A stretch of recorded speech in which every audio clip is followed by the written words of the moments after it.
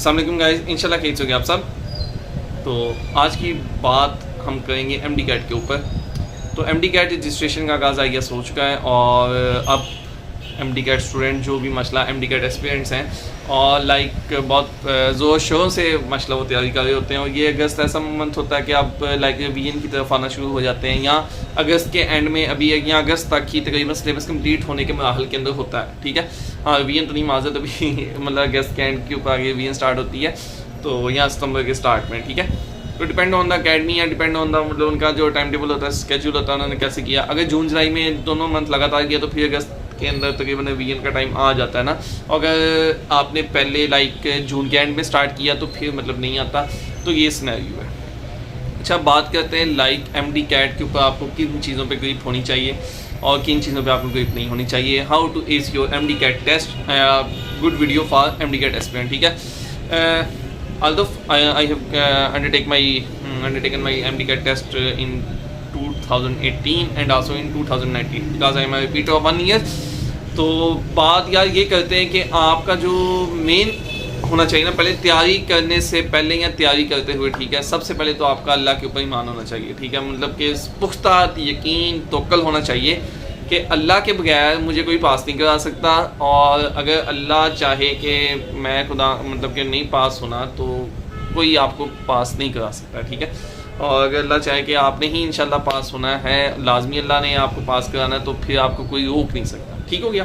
अच्छा, आपकी तैयारियाँ, आपका सारा कुछ ठीक है, ये एक लाइक इंसान का एक साथ दुनिया का निज़ाम है, उसमें आपको एफर्ट करनी है और करते रहना है। ठीक है, वो तो आपने करनी है, लेकिन आपने साथ ये यकीन रखना है। एक बात। दूसरा, एमडी कैट देने से पहले, एमडी कैट के देने से पहले बेशक आपने तैयारी कर ली और आपका बहुत पैशन है, बचपन से आप सोचते हैं कि मैंने वाइट कोट ही पहनना है। ठीक है, लेकिन आपने एक बात अपने जहन में बिठा रखनी है कि भाई ये लास्ट ऑप्शन नहीं है मेरा, ये लास्ट ऑप्शन नहीं है। Always always always keeping your mind about second option. ठीक है, कि लाइक खुदा ना खास्ता ये नहीं हुआ तो मैं किस तरफ जाना है, सेकंड ऑप्शन आपने लाजमी रखना है। और काइंडली इसे दिमाग पे सवार नहीं करना, इसे लेके डिप्रेशन में नहीं जाना।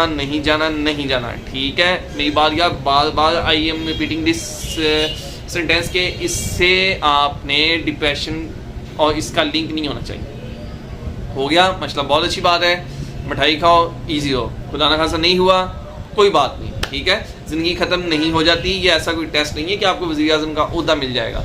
ठीक हो गया। अच्छा, एक बात होगी, अब आते हैं एमडी कैट की तैयारी के ऊपर ना। यार एमडी कैट की तैयारी ना, सबसे पहले आजकल जो आप पेपर्स आ रहे हैं उसमें अगर आप देखें डिफ़िकल्टी लेवल पीएमडीसी ने या पीएमसी ने बहुत डिक्रीज़ कर दिया, मतलब वो वाला मेयार ही नहीं रहा एमडी कैट का। ऑलमोस्ट ये 2019 से ये काम स्टार्ट हो चुका है, और 2019 से ही आप ये देखेंगे ब्लेंडर्स बच्चे बहुत करते हैं, और ब्लेंडर्स पे ब्लेंडर्स होती हैं। और ब्लेंडर्स क्यों होती हैं यार, लाइक हमने अकेडमीज़ के अंदर, हमने अपनी प्रैक्टिस बुक्स के अंदर इतने मुश्किल सवाल किए होते हैं ना, जब हमारे सामने वो पेपर आता है ना तो हमें शायद लगता है कि ये सवाल बहुत इजी है आ गया। ठीक है, और या नहीं सॉरी, हमें लगता है कि ये सवाल इतना इजी कैसे आ गया ना, ये तो मुश्किल होना चाहिए, इसका ये इजी वाला आंसर नहीं बनता।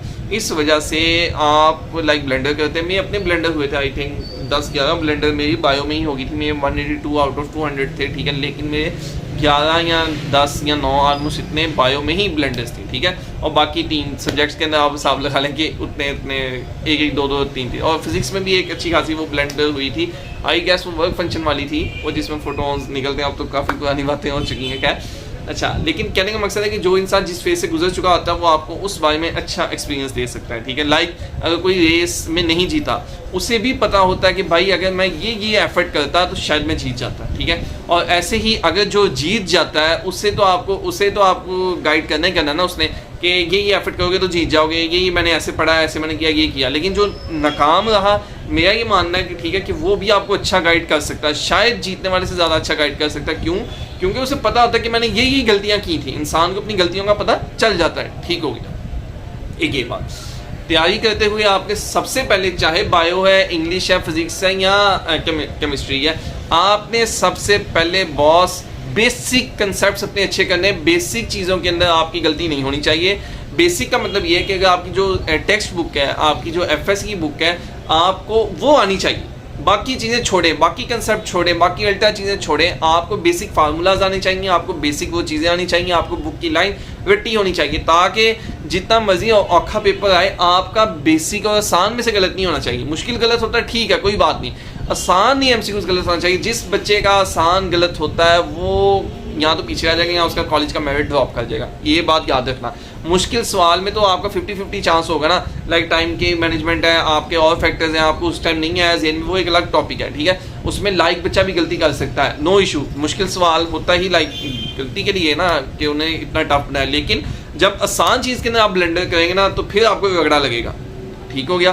तो ये चीज़ को मद्देनजर रखना, चाहे आप बायो पढ़ें, चाहे फिजिक्स पढ़ें, केमिस्ट्री, इंग्लिश, जो भी आप सब्जेक्ट पढ़ने लगे हैं, ठीक है, उसमें आपने आसान चीज़ को मतलब ऐसे तैयारी करनी कि आपकी आसान चीज़ गलत नहीं होनी चाहिए। जैसे व्हाट इज़ योर नेम, एक जस्ट आप सिंपल एग्जांपल, ठीक है, what is your name, my name is Usama, ठीक है, लाओ जी, अब इसमें गलती नहीं होनी चाहिए। अब आप सोच में इसमें पढ़ जाए मैं अपना नाम क्या बताऊँ, तो ये तो ज़्यादती है, ठीक है, ठीक है। अब आपको बायोलॉजी की डेफिनेशन वहाँ आ जाओ, आप उसमें गलती कर रहे हैं, मतलब एक just for the sake of example आपको मैं बात समझाऊंगा, ठीक है। एमडी कैट का तो एक लेवल अलग होता है ना, तो कहने का मकसद है कि अगर जब भी आप एमडी कैट की तैयारी करें, अपना बेसिक चीज़ों के ऊपर आसान चीज़ों में फोकस रखें, क्योंकि आप पिछले पेपर्स देख लें, आपको पता चल जाएगा आसान मटेरियल ज़्यादा आ रहा है, और जिनके नहीं हुए आप उनसे जाके पूछें तो आपको पता चलेगा कि ब्लंडर्स हुई हैं और आसान एमसीक्यूज़ ही ज़्यादा गलत हुए हैं, ठीक है।